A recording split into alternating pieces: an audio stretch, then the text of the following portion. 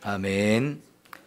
오늘부터 대림절, 예수님이 우리를 구원하기 위해서 하늘에서 이 땅에 오심을 기다리며 준비하는 시간들입니다. 여러분이 정말 마음에 예수님을 사모하시고 예수님이 우리의 마음속에 꼭 임하셔서 우리 속에 천국이 이루어지기를 소망합니다. 신명기 전체는 모세의 고별 설교입니다. 1장부터 34장까지 있는데 이게 전부 설교라고 생각하면 좀 길죠? 그렇지만 나누어서 아마 이 설교를 했을 텐데요. 이 설교는 모세가 이제 죽기 전에 마지막으로 이스라엘 백성들을 가나안 땅에 들여보내기 전에 준비하기 위해서 그들을 잘 준비시켜서 그 땅에 들여보내기 위해서 한 고별 설교라고 볼 수 있어요. 하나님이 모세를 세워서 애굽에서 430년 종살이하던 이스라엘 백성을 구원해 내셨죠. 그리고는 그들을 이 가나안 땅까지 인도하기 위해서 40년 동안 또 광야를 지나왔습니다. 40년의 광야 생활을 다 마치고 이제 가나안 땅 바로 건너편 요단강 건너편까지 왔는데 이제 이 강만 건너면 요단강을 건너서 가나안 땅에 들어갑니다. 그 땅이 어떤 땅입니까? 하나님이 주시겠다고 조상 때부터 약속했던 땅입니다. 그래서 이 후손들은 정말 꿈에도 그리던 땅이에요. 생각만 해도 기분이 좋게 하는 땅, 그래서 젖과 꿀이 흐르는 땅이라고 설명을 했던 곳인데 이제 그곳에 들어가기 바로 목전에 두고 있는 겁니다. 그런데 모세는 이제 죽어야 했어요. 그래서 자신이 죽기 전에 마지막으로 해야 될 가장 중요한 일이 이 고별 설교를 통해서 가르침을 주고 있는 거지요. 우리도 언젠가 다 죽음이 찾아오지요? 그건 틀림없는 사실입니다. 죽음을 앞두고 있다고 생각할 수 있어요. 그러면 저와 여러분이 무슨 일을 해야 할까요? 우리에게 가장 중요한 일이 무엇일까요? 특별히 우리 자손들에게 우리가 무엇을 남겨줄까 하는 것 너무너무 중요합니다. 우리가 한평생 살아왔는데요. 그 한평생 살면서 여러분이 깨달은 가장 중요한 것이 무엇입니까? 그거 하나는 우리 자녀들에게 꼭 남겨주고 가야 하지 않겠습니까? 지난 화요일 날 저는 장례식장에 조문을 가야 했어요. 사실은 여러분이 잘 알지 못하는 분인데 우리 교회 성도님이 돌아가셨어요. 딱 한 달 나오셨습니다. 서로 인사 나눌 기회도 없었고요. 한 번 자리에서 일어나서 인사 잠깐 했는데 4주를 나오셨는데 여러분이 이름도 기억 못 하실 거고 얼굴도 거의 모르실 겁니다. 양일선 성도님이 돌아가셔서 제가 장례식장에 다녀왔는데요. 이분은 저 전남 여수가 고향이신데 여수에서도 시골에 있는 그런 마을에서 어려서부터 신앙생활을 열심히 했다고 그래요. 그때만 해도 교회가 적어가지고 선교사님들이 이 교회 저 교회 주일마다 순회를 하면서 예배를 드릴 때였는데 하루는 선교사님이 예배를 드리면서 이 양일선 성도님에게 이제 처녀 때인데 대표 기도를 시켰는데 대표 기도를 했더니 선교사님이 너무 감동을 받았다고 하시면서 집에까지 찾아오셔서 친정 아버님에게 부탁하기를 이 처자를 나한테 주면 내가 미국에 데려가서 공부를 시키고 싶습니다. 허락해 주십시오 했더니 시골 어르신이 그거 절대로 안 된다고 하면서 허락을 안 해주셨대요. 근데 다음에 또 찾아오고 미국에 갔다가 또 찾아와서 계속해서 부탁을 하는데도 허락을 안 해주셨고 결국은 시집을 가셨는데, 결혼해서 보니까 이 시댁이 불교 집안이에요. 그래서 할 수 없이 어르신을 따라서 절에 다니다가 70년의 시간을 그렇게 보냈대요. 해망동의 성원 상대빌, 거기에서 아들과 함께 사시다가 얼마 전에 요 부양 하나로로 혼자 사시겠다고 분가해서 나오셨는데, 여기 와보니까 아는 사람이 하나도 없어가지고 외로웠었는데요. 옆집에, 바로 옆집이 우리 성광교회 다니시는 김순남 권사님, 자기 아버님을 이렇게 우리 교회로 인도하셔서 돌아가실 때까지 신앙생활 하셨던 김현주 성도님 계시거든요. 그분의 따님인 김순남 권사님이 옆집에 사시면서 전도하려고 자꾸 만나서 어떻게 좀 해보려고 그러는데 알지 못하니까 쌀쌀맞게 하셨나 봐요. 근데 마침 지난번에 우리가 경로잔치 하던 날, 여기 삼성교회에서 경로잔치 하니까 점심 식사나 하러 가시자고 했더니 그거는 좋다고 해서 같이 오셨고요. 그게 교회 온 첫 발걸음이었어요. 그리고는 그 다음 날부터 주일마다 4주를 그 권사님이 모시고 오셔서 함께 예배를 드렸는데, 지난주가 4번째 오신 주였거든요. 그리고는 4번째 예배를 드리고 와서 하나님, 이제부터 내가 예수님 제자가 되겠습니다 하고 믿음이 확 회복되신 거예요. 너무 좋아가지고 옆집 권사님하고 그날도 여러 번 왔다 갔다 하면서 맛있는 음식도 같이 나눠 먹고 이런저런 얘기를 많이 나누고 그랬는데, 월요일 날 소룡동에 병원에 가셨다가 어디 가시다 그랬는지 나오셔서 그랬는지 길에서 교통사고로 돌아가셨어요. 참 안타깝지만, 그러나 하나님께서 이 양일선 성도님이 돌아가시기 전에 너무나 큰 은혜를 주시지 않았나 생각합니다. 평생을 주님을 떠나서 70년을 살았어요. 우상 숭배하다가 70년을 살았는데, 그래도 하나님이 죽기 전에 삼성교회로 인도해 주셨고, 그것이 믿음을 회복할 수 있는 놀라운 은혜를 허락하신 거지요. 그래서 예수님, 나 이제 예수님 제자로 살겠습니다, 이렇게 다짐하고 결단하시고 마음이 큰 기쁨을 얻으셨는데, 그 다음 날 돌아가셨는데요. 하나님이 천국으로 불러가시려고 믿음을 회복할 수 있는 이 놀라운 기회를 주신 것이라고 생각합니다. 죽음을 준비하게 하시고 천국을 준비하게 하신 거지요. 이거는 정말 하나님의 귀하고 아름다운 은혜요 축복이라고 믿습니다. 죽음을 앞두면 준비해야 될 것들이 있어요. 정리해야 될 것들이 있어요. 마지막으로 해야 될 일이 무엇일까? 한번 잘 생각해 보십시오. 하나님도 모세에게 죽기 전에 해야 될 가장 중요한 일을 하게 하셨는데, 그게 신명기 말씀을 통해서 이 백성들 가나안 땅에 들어갈 준비를 하게 하신 겁니다. 가나안 땅에 들어가는 것도 중요하지만 그보다 더 중요한 것은 거기 들어가서 어떻게 사느냐, 이게 중요한데요. 바로 그 부분을 지금 이렇게 준비시켜 주시고 있는 겁니다. 오늘 저와 여러분도 어쩌면 오늘이 마지막일 수도 있잖아요. 그렇다면 하나님이 내 생애가 마치기 전에 해야 될 일을 할 수 있는 기회를 주시고 내게 지혜를 주셔서 그것이 무엇인지를 찾아서 결코 그 일만은 반드시 할 수 있는 기회를 주셨으면 좋겠어요. 우리 내일 일을 알지 못하잖아요. 그 일이 오늘이라도 해야 된다면 꼭 할 수 있는 시간이 되기를 축원합니다.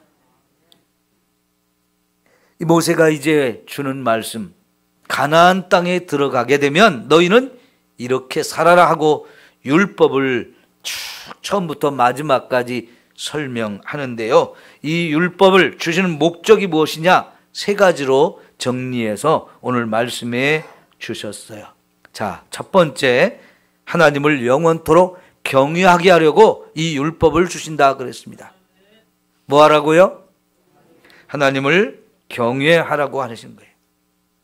하나님을 경외한다는 게 뭘까? 그걸 잘 설명해 주는 말씀이 바로 앞의 문단입니다. 5장 22절에서 33절까지 말씀인데요.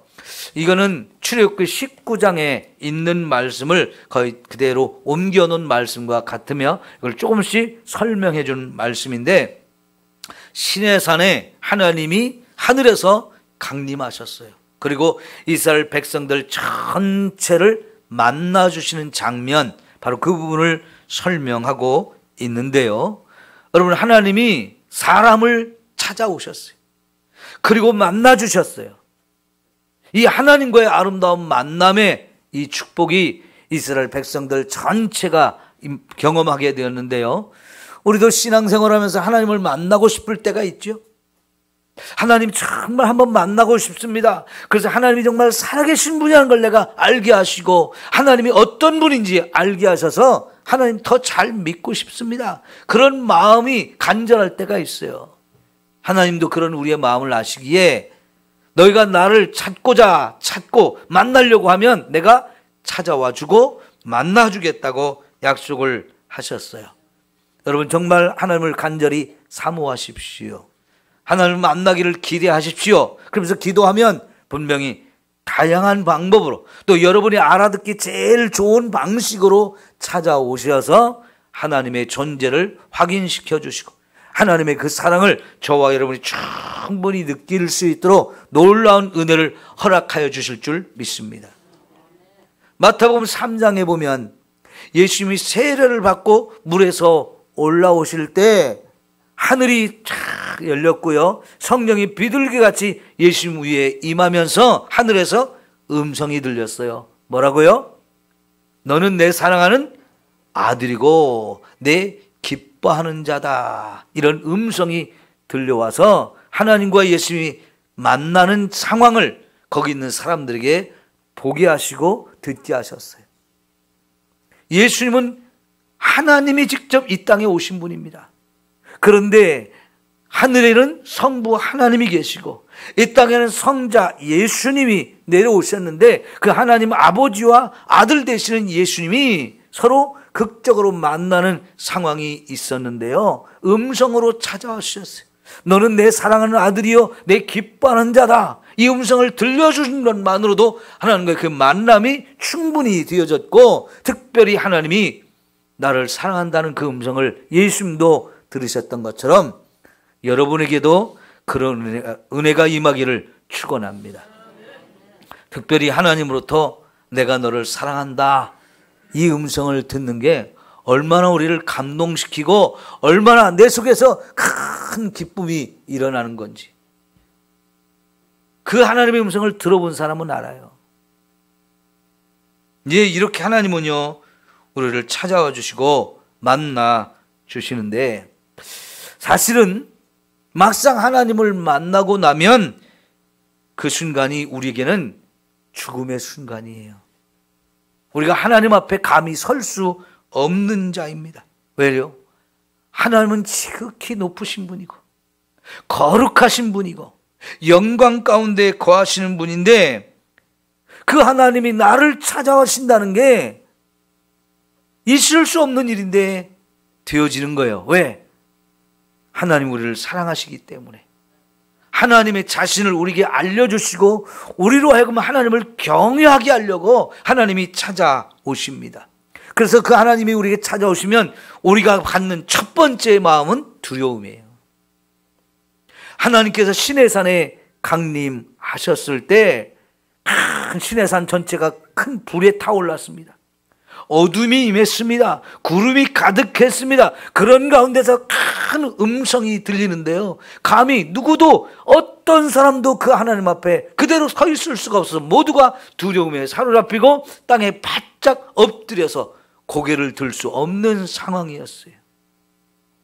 하나님의 임재에 압도를 당하는 거지요. 완전히 눌림을 당하고 두려움에 사로잡히고 죽을 것 같은 그 공포가 임할 수밖에 없어요. 하나님이 말씀해 주셔도 그 음성을 들을 수가 없어서 죽은 자 같이 되어지는 이 상황이, 이게 바로 하나님을 두려워하는 마음이고, 거기서 또 하나 우리에게 마음속에 생기는 것이 하나님을 높이는 마음이에요. 이 하나님을 두려워하며 하나님을 높이는 마음 두 가지가 합해진 것, 그것을 우리는 하나님을 경외하는 것이라고 할 수 있습니다. 자, 여러분, 신명기 5장 29절을 한번 보세요. 시작. 다만 그들이 항상 이 같은 마음을 품어 나를 경외하며 내 모든 명령을 지켜서 그들과 그의 자손이 영원히 복받기를 원하노라. 여러분, 여기다가 글을 좀 하나 써주세요. 하나님의 소원. 동그라미를 29절에서 동그라미 치시고요, 옆에다가 하나님의 소원이라고 써주시면 좋겠어요. 하나님이 정말 저와 여러분에게 원하시는 거, 그게 뭐냐? 항상 하나님을 경외하는 마음을 가지라는 거예요. 둘째는 하나님의 말씀을 잘 지키라는 거예요. 그리고 정말 내가 너희에게 주는 복을 대대로 누리며 살기를 하나님이 소원하신다는 거지요. 여러분, 이 하나님의 소원을 우리 마음에 품고 내가 이 하나님의 마음대로, 하나님이 원하시는 대로 살겠습니다. 이게 진짜 신앙생활이에요. 제대로 신앙생활하는 거예요. 자, 여기 하나님의 소원이 세 가지가 뭐라고요? 하나님을 항상 경외하라는 거. 그 다음에 하나님은 우리가 하나님이 주신 말씀을 그대로 지키며 살기를 원하셔요. 세 번째는 우리에게 복을 주면서 복을 누리며 살기를 원하고 계세요. 이게 하나님의 소원인데, 이 하나님의 소원이 우리의 삶에 다 이루어지기를 바랍니다. 그게 오늘 2절, 6장 2절에 동일하게 그대로 옮겨졌다고 볼 수 있는데요, 이것이 하나님이 우리에게 율법을 주신 목적이다. 그래서 그 첫 번째가 하나님을 경외하는 것이라고 그랬어요. 이사야 선지자도 6장에서 하나님을 만났을 때 이 똑같은 마음을 갖게 돼요. 사도 요한도 요한계시록 4장에 하늘로 불러 올라가서 하나님을 만났을 때 이와 같은 마음을 동일하게 느낄 수밖에 없었어요. 하나님을 만나면 이렇게 하나님을 경외하는 마음이 우리에게 들 수밖에 없는 거지요. 여러분, 하나님의 말씀을 통해서 하나님을 만나십시오. 그리고 정말 하나님이 어떤 분인지를 우리가 그대로 알게 되면 당연히 우리 마음속에 하나님을 경외하는 마음이 솟아오르게 될 것입니다. 하나님은 높으신 분입니다. 우리가 이렇게 찬양을 하고 예배를 드리는 것도 이게 하나님을 경외하는 마음이에요. 우리가 예배를 드릴 때 어떤 찬송을 불러요? 두 손 들고 찬양합니다. 왜 두 손을 들고 하나님을 찬양할까요? 하나님을 높이는 거예요. 하나님이 영원히 우리의 찬양을 받으실 합당하신 분이고요, 지극히 높으신 분이고 지극히 거룩한 분이시기 때문에 내 생명도 다 주님께 드린다고 고백하면서 예배를 드리는 것, 그게 바로 하나님을 경외하는 거지요. 여러분, 그 하나님 앞에 선 우리들은 누구인가요? 하나님에 의해서 지음받은 피조물이에요. 거기서 더 한없이 낮아져서 스스로 죄의 길로 가며 멸망의 길, 죽음의 길로 가고 있던 인생들이었는데요, 이런 우리를 하나님 불쌍히 여기시고 사랑하셔서 자기 아들을 보내서 십자가에 죽이면서까지 우리 죄를 용서하시고 우리를 죽음에서 건지셔서 하나님의 나라에서 영원히 살 수 있는 이 엄청난 은혜를 주셨으니, 여러분, 우리가 어찌 하나님을 찬양하지 않을 수가 있겠습니까? 어찌 감사하지 않을 수가 있겠습니까? 이런 마음이 모두가 하나님을 경외해야 하는 거지. 하나님을 경외하는 마음 중에 하나가 하나님을 두려워하는 것이라고 그랬어요. 여러분, 하나님은 정말 사랑이 많으신 분이지만, 그러나 또 한편으로 우리는 하나님을 두려워해야 돼요. 하나님을 두려워하지 않는 사람은 조심성이 없어요. 제멋대로 삽니다. 그러다 보면 엉터리로 살 수 있어요. 우리는 하나님을 떠나서는 살 수 없는 존재이고 언제나 우리의 삶은 하나님 앞에서 사는 것이거든요. 그리고 하나님 앞에서 어떻게 살았느냐가 우리의 결국은 하나님에 의해서 심판받아야 되는 존재이기 때문에 여러분, 우리 마음속에 하나님을 두려워하는 마음이 있어야 돼요. 언젠가 그 하나님 앞에 서서 우리가 이 땅에서 살아온 모든 삶을 가지고 하나님의 심판을 받아야 되는데, 그런 하나님을 두려워하는 마음이 없게 되면 우리가 제멋대로 살게 돼요. 내 마음대로 살게 돼요. 그것이 멸망의 길이고 죽음의 길인 줄도 모르고 산단 말이에요. 세상이 우리에게 제공하고 세상이 우리를 이끌고 또 유혹하는 것이 넓어 보이고 편해 보이고 좋아 보여서 그 길로 마음껏 가다 보면 결국은 그 길이 사는 길이 아니고 죽음의 길인데도 그 길로 자꾸만 가거든요. 그래서 우리가 하나님을 두려워하는 마음으로 섬길 때에 저와 여러분이 항상 하나님 앞에서 믿음으로 살려고 근신하고 깨어있는 삶을 살게 될 것입니다. 두 번째는 하나님이 원하시는 게 뭐라고요? 이 율법을 준 목적이 율법을 지키며 살라고 하셔요. 하나님은 율법을 주셨는데 이 율법을 주신 목적이 뭐냐면 하나님 백성답게 살라고, 그래서 이 말씀을 지키면 하나님 백성답게 살게 된다고 하시면서 이 말씀을 주셨어요. 여러분, 특별히 다시 한번 5장 33절을 읽어봅시다. 6장 바로 위에 있죠?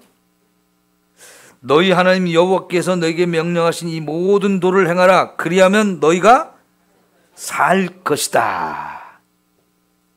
너희의 살 길, 그게 말씀대로 살아가는 길이라는 겁니다. 반대로 하면 이 말씀을 벗어나서 다른 길로 가면 그거는 살 길이 아니고 죽음의 길, 멸망의 길이 되어지는 거예요. 그래서 하나님은 저와 여러분에게 죽음의 길로, 멸망의 길로 가지 말고 살 길을 가라. 그 길이 바로 하나님 말씀을 따라 살아가는 것이라고 하시는 것입니다. 마태복음에서 예수님은 세상에는 좁은 길도 있고 넓은 길도 있다고 그랬어요. 어떤 길로 가라고 하셨습니까? 왜요? 그 길은 우리가 보기에는 좁고 험해요. 그래서 가는 사람이 없어요. 그렇지만 우리는 그 길로 가야 된다는 거예요. 많은 사람들이 넓은 길을 택하는데 그 길은 사람도 많이 가고 편해 보이고 넓으니까 쉽게 갈 수 있어서 그 길을 많은 사람이 선택한답니다. 그러나 진짜 믿음을 가지고 살려면 좁은 길로 가야 되는데 그 좁은 길이 하나님의 말씀을 따라 사는 거예요. 다시 말하면 하나님 말씀대로 살아가려면 쉬운 것은 아니라는 겁니다. 그렇지만 그 길이 진짜 살 길이라는 거예요. 여러분, 쉽게 얻을 수 있는 게 귀한 것일까요? 귀한 것은 쉽게 얻어지지 않습니다. 세상 편하게 살려면 한없이 편하게 살 수 있죠. 그러나 그것이 생명의 길이 아니라면 우리는 그 편한 길로 포기해야 돼요. 그래서 하나님께서 말씀을 주시면서 이제부터 이 말씀대로 살아라. 그 길이 살 길이다라고 하시면서 이 살 길을 너의 마음에 새기고 이 말씀을 자녀들에게 부지런히 가르쳐서 너와 내 자식과 손자들까지 다 이 생명의 길로 가라고 해야 된다고 하시면서 6장 4절부터 9절까지는 그 말씀을 마음에 새기고 자녀들에게 가르치는 구체적인 방법까지 다 가르쳐 주시지 않습니까? 이 길이 생명의 길이기 때문에 그렇습니다. 다른 사람들이 가는 길이 편해 보이는 길 같아서 함께 쉽게 휩쓸려 가지 마십시오. 하나님 주신 말씀의 길을 변함없이 따라가면서 저와 여러분이 이 말씀을 따라 살다 보면 분명히 내 자신이 변화되고 내 삶이 달라지면서 하나님의 은혜를 누리게 되어질 것입니다. 반대로 세상이 제공하는 길, 세상이 가르쳐 주는 길을 따라가다 보면 어느새 한 걸음 한 걸음 주님으로부터 멀어지게 되어 있어요. 그래서 믿음도 버리게 되겠습니다. 그런 것을 두려워하시면서 오직 우리는 하나님이 주신 이 생명의 길로만 갈 수 있어야 하겠습니다. 이게 살 길이라고 그랬어요. 세 번째 뭘 말씀하십니까? 이 말씀을 하나님 주신 목적은 가나안 땅에 들어가서 복을 받으며 오래오래 그 땅에서 살게 하려고 이 말씀을 주시는 겁니다. 가나안 땅에 들어가는 거 꿈에도 소원이었어요. 근데 꿈에도 소원인 그 가나안 땅에 들어가는 것도 중요한데 그보다 더 중요한 것, 그 땅에서 어떻게 사느냐는 거예요. 그래서 그 땅에서 잘못 살게 되면 오히려 들어가지 못한 것만 많지 못해요. 오히려 그 땅에 들어가서 잘못 살게 되면 그들도 멸망을 당하게 되고 쫓겨나게 되고 사로잡히게 되고 포로로 끌려가고 나라를 망하게 되어질 것이랍니다. 이 가나안 땅에 들어가기 위해서 애굽을 떠났어요. 그 두렵고 험한 광야를 40년을 지나면서 수많은 훈련을 받았어요. 그리고 마침내 가나안 땅 앞에까지 왔고요. 이제 들어갈 준비가 되어지는데 이 준비를 위해서 모세가 마지막으로 하는 것, 하나님의 말씀을 주는 거예요. 왜? 이 말씀을 붙들고 가야 그 땅에 들어가서도 거기서 오래 살면서 하나님 주신 복을 누리며 살 수 있다라고 하시면서 이 말씀을 붙들라고 하시는 겁니다.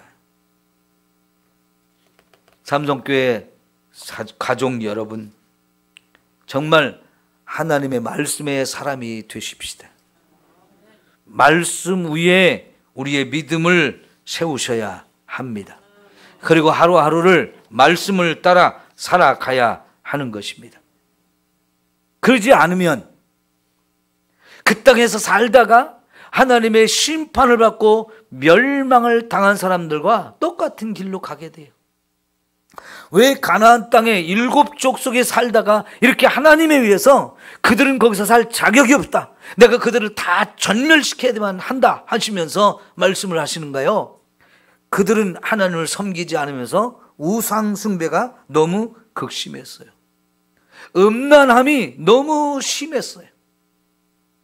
죄악이 가득한 이런 삶을 살다 보니까 하나님이 더 이상 그들 때문에 그 땅이 더럽혀지는 건 내가 용납할 수가 없고 그들은 더 이상 그 땅에 살 자격이 없다 하시면서 이스라엘을 애굽에서 불러내셔가지고 너희가 이들을 심판하는 도구가 돼야 된다 하시면서 이스라엘을 그 가나안 땅에 살고 있던 사람들을 심판하는 도구로 사용하셨어요. 그러면 남의 잘못을 심판하는 도구로 쓰임 받았으면 나도 그들처럼 살면 이게 말이 됩니까? 안 됩니까? 안 되지요. 그들과는 다른 삶을 살아야 하는 겁니다.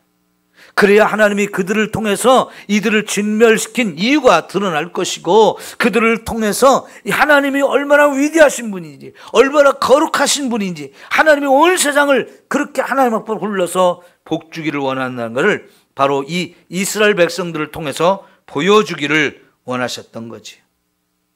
거기에 필요한 것이 말씀을 붙들고 말씀대로 사는 것이라는 겁니다.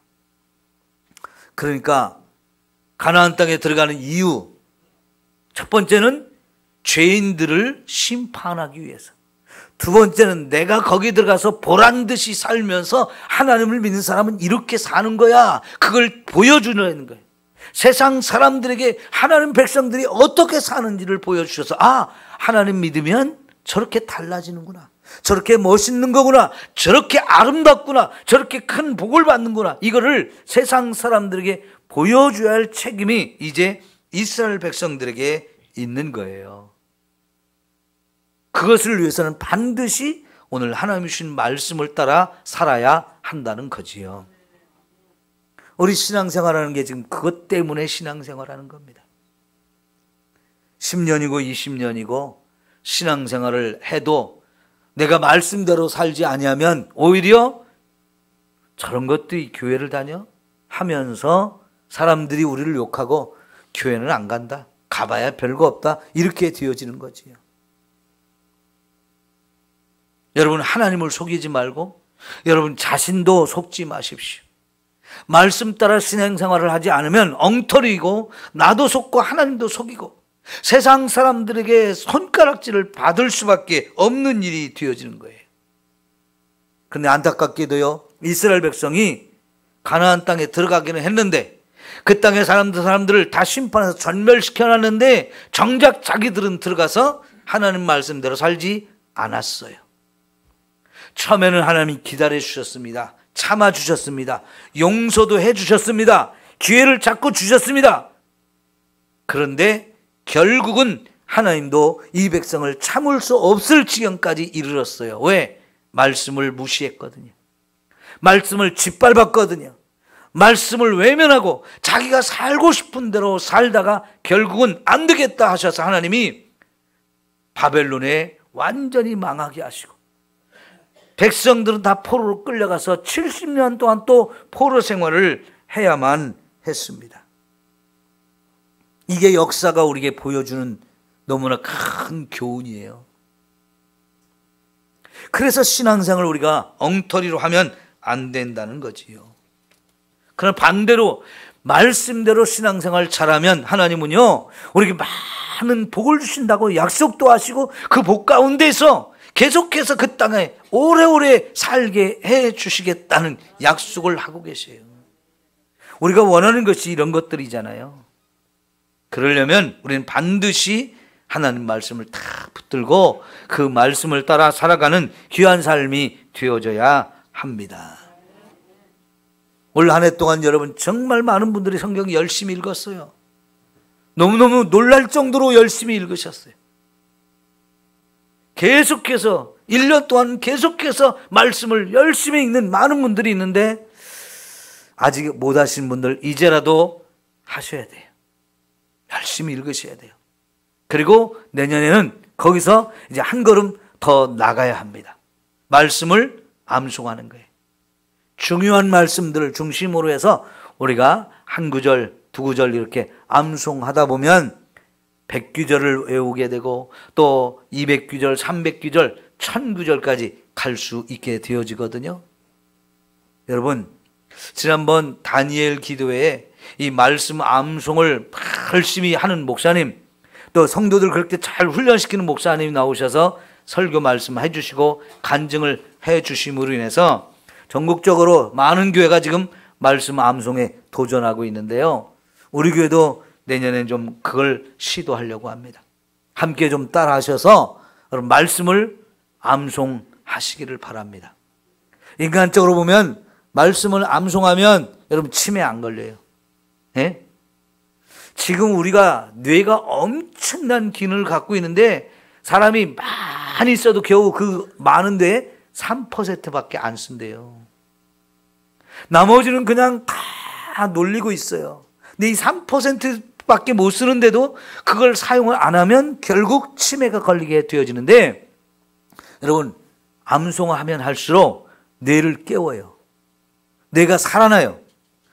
뇌를 쓰면 쓸수록 여러분 뇌가 노화되지 않고 계속해서 많은 일을 하게 하심으로 인해서 한 구절이 두 구절이 되고 두 구절이 세 구절이 되면서 정말 말씀을 잘 외울 수 있는 사람이 되어지는데 말씀을 외우게 되면 그 다음에 어떤 효과가 있느냐? 화장실에 앉아있으면 말씀이 탁 생각나가지고요 그 말씀을 되새김질을 할 수 있어요. 읊조리는 거라고 그래요. 성경에는 그걸 묵상이라고 말해요. 잠을 자려고 누워있으면 또 외웠던 말씀이 탁 생각나서 머릿속에서 막 움직여가지고 생각을 자꾸 하게 돼. 그래서 말씀이 무슨 뜻인지가 하나씩 하나씩 깨달아지고 그래서 그때 말씀이 마음판에 새겨지는 거라고 그래요.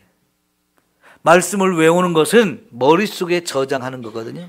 근데 머릿속에 저장했던 것이 이제 자꾸 되뇌이면서 읊조리면서 이 묵상을 하게 되어지고 그러면 그 말씀이 하나씩 하나씩 깨달아지면서 이게 머리에서 마음에 와서 딱 새겨지고요. 그러면 이 말씀은 쉽게 떠나가지 않아요.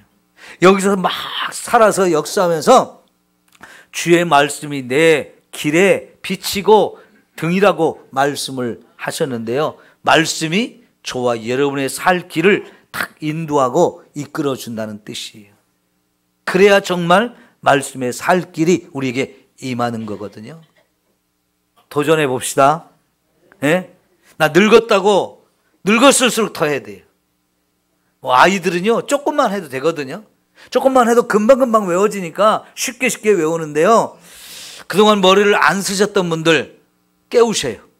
그래서 함께 읽고 외우는데 도전하시면 이 말씀의 은혜가 여러분의 삶에 구체적으로 임하게 되어질 줄 믿습니다. 자, 오늘 말씀 세 가지 정리해 봅시다. 왜 율법의 말씀을 주셨다고요? 첫째, 하나님을 경외하며 살게 하시려고. 이걸 하나님이 원하신다. 두 번째, 하나님의 말씀을 지키며 살게 하시려고 주셨어요. 이것도 하나님의 소원입니다. 세 번째는 이왕에 가나안 땅에 들어갔는데 거기서 복도 받고 오래 살게 하시려고 이 말씀을 주셨다는 거지요. 이 하나님의 목적, 하나님의 소원이 얼마나 귀합니까? 그러면 이 소원이 우리가 진정 우리 삶 속에서 이루어져야 합니다. 말씀 따라 갑시다. 말씀 따라 삽시다. 그러면 이 하나님의 원하신 모든 일이 우리의 삶에 그대로 이루어져서 이 같은 복을 함께 누리며 살게 되어질 줄 믿습니다. 기도합니다. 좋으신 하나님 아버지, 하나님이 이렇게 우리를 하나님을 경외하는 것으로 또 하나님의 말씀을 지키는 것으로 영원히 복을 받고 하나님의 이 복을 누리며 살게 하시려고 이렇게 아름다운 율법의 말씀을 주셨는데 우리 말씀을 마음에 새기기를 원합니다. 말씀의 은혜를 받고 말씀을 따라 살기를 원합니다. 하나님, 우리 모든 삼성 가족들을 말씀 위에 세워주시고 말씀으로 인도하시고 말씀의 축복이 충만하게 임하게 하옵소서. 예수님의 이름으로 기도합니다. 아멘.